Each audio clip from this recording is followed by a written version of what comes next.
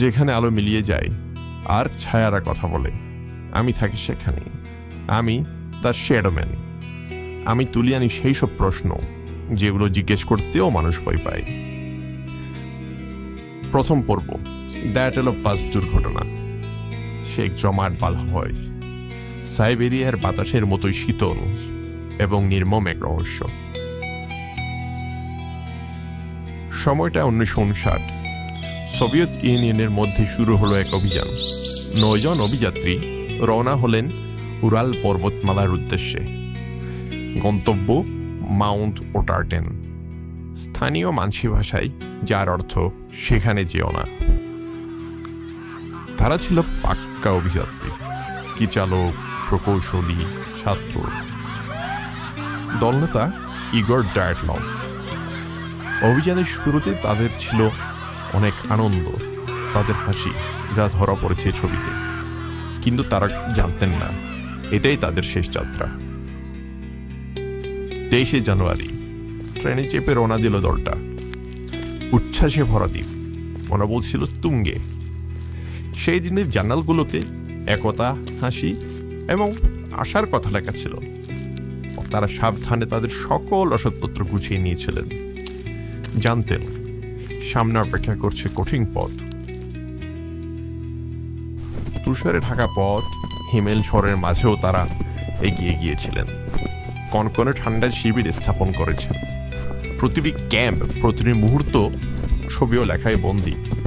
তাদের তোলা ছবি এবং ডায়েরিগুলো আজও টিকে আছে, যেন ভবিষ্যতের জন্য রেখে যাওয়া এক ধাঁধার সূত্র।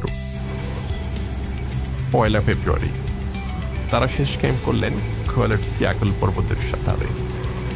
মানসিদের ভাষায় যার নাম মৃতদের পর্বত। কাছাকাছি বন থাকা সত্ত্বেও খোলা জায়গায় শিবির স্থাপন করাটা ছিল একটা অদ্ভুত সিদ্ধান্ত। তারা আর ফিরে আসেননি।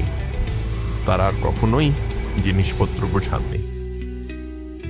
সেই রাতে কিছু একটা ঘটেছিল, এমন কিছু যা এতটাই ভয়ঙ্কর যে তারা ভেতর থেকে তাদের তাঁবু ছিঁড়ে ফেলেছিল এবং দৌড়ে পালালো অন্ধকারের মধ্যে, নিঃস্ব নগ্ন পায়ে।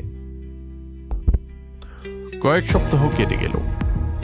তারা যখন ফিরলেন না, তখন অনুসন্ধানকারী দল পাঠানো হলো। উদ্ধারকারীরা যা দেখল তা চিরকাল তাড়িয়ে বেড়াবে প্রত্যক্ষদর্শীদের। বনের প্রান্তে একটি দেবদারু গাছের নিচে 2টি মৃতদেহ পড়েছিল, খালি পা, পরনে শুধু অন্তর্বাস। তাদের হাত পোড়া ছিল, যেন তারা আগুন জ্বালানোর চেষ্টা করছিল অথবা কিছু একটার সাথে লড়াই করছিল। একটি আগুনের চিহ্ন, গাছের ডাল ভাঙা 10 ফুট উপরে, বাঁকলে আঁচড়ের দাগ। তার কি উপরে উঠেছিলেন কিছু দেখতে নাকি পালাতে? রক্তে রাঙা বরফ, আতঙ্কের চিহ্ন। এতে স্পষ্ট তারা কিছু একটা দেখেছিল, এমন কিছু যা ভুলে যাওয়ার নয়। ডাল ধরে তাঁবুর দিকে হামাগুড়ি দিয়ে ফিরে আসার সময় আরো 3টি মৃতদেহ দেখা গেল। ইগর ডায়াটলভ তাদের মধ্যে একজন। সবাই জমে গিয়েছিল, যেন শিপেই থেমে গেছে তাদের হৃদস্পন্দন, অথবা ভয়ে। 2 মাস পরে একটি খাদে পাওয়া গেল বাকি 4 জনের মৃতদেহ, বরফের নিচে চাপা। কিন্তু অবস্থা ছিল বিভীষিকাময়। এক যাত্রীর জিপ ছিল উপড়ে ফেলা, আরেকজনের পাঁজর ভাঙা, একজনের মাথার খুলি চূর্ণ বিচূর্ণ, অথচ বাইরে থেকে কোনো আঘাত নেই, যেন কোনো অদৃশ্য বিশাল চাপ তাদের শরীরের উপর পড়েছিল। আরো অদ্ভুত ব্যাপার, কিছু জামাই পাওয়া গেল তেজস্ক্রিয়তার চিহ্ন। সাধারণ হাইকারদের পোশাকে তেজস্ক্রিয়তা কেন?